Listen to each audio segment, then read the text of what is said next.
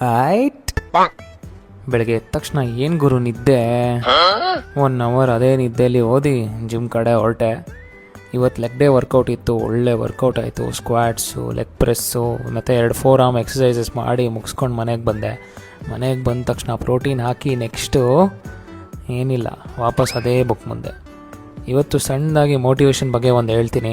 ನಾವು ಯಾರೋ ಬೇರೆಯವರು ನಮಗೆ ಮೋಟಿವೇಶನ್ ಕೊಡ್ತಾರೆ, ಆವಾಗ ಸ್ಟಾರ್ಟ್ ಮಾಡೋಣ ಅಂತ ಏನಾದ್ರು ಕೂತಿದ್ರೆ ಅದರಿಂದ ಏನೂ ಆಗಲ್ಲ. ಇನ್ಫ್ಯಾಕ್ಟ್ ಇದ್ರ ಬಗ್ಗೆ ಒಂದು ರಿಸರ್ಚೇ ಮಾಡಿದ್ದಾರೆ. ನಾವೇನಾದ್ರು ಸ್ಟಾರ್ಟ್ ಮಾಡಿದರೆ ಸಾಕು, ನಮಗೆ ಅದನ್ನು ಕಂಪ್ಲೀಟ್ ಮಾಡೋಣ ಅಂತ ಮೋಟಿವೇಶನ್ ಪಕ್ಕಾ ಬರುತ್ತೆ. ಬಟ್ ನಾವು ಅದೇ ಸ್ಟಾರ್ಟ್ ಮಾಡೋಕ್ಕಿಂತ ಮುಂಚೆ ಮೋಟಿವೇಶನ್ಗೆ ಅಂತ ಕಾಯ್ತಾ ಕೂತಿರ್ತೀವಿ. ಅದೇ ನಾವು ಮಾಡೋದು ದೊಡ್ಡ ತಪ್ಪು. ನೋಡಿ, ನೀವು ಒಂದ್ಸತಿ ಯೋಚನೆ ಮಾಡಿ ನೋಡಿ, ನಿಮ್ಗೆ ಏನೇನು ಬಗ್ಗೆ ಮೋಟಿವೇಶನ್ ಬೇಕು ಅಂತ ಕಾಯ್ತಾ ಕೂತಿದ್ದೀರಾ, ಅದ್ರ ಬಗ್ಗೆ ಇವಾಗಲೇ ಸ್ಟಾರ್ಟ್ ಮಾಡ್ತೀರೋ ಅಥವಾ ಇನ್ನೂ ಕಾಯ್ತಾನೆ ಕೂತಿರ್ತೀರಾ ಅಂತ.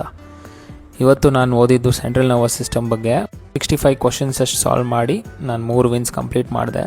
ನೆಕ್ಸ್ಟ್ ಸ್ವಲ್ಪ ವಾಕ್ ಮಾಡಿ ನಾನು ಡೇನ ಮುಗಿಸ್ದೆ. ನೆಕ್ಸ್ಟ್ ವ್ಲಾಗಲ್ಲಿ ಸಿಗೋಣ. ಬರ್ತೀನಿ. ಬಾಯ್.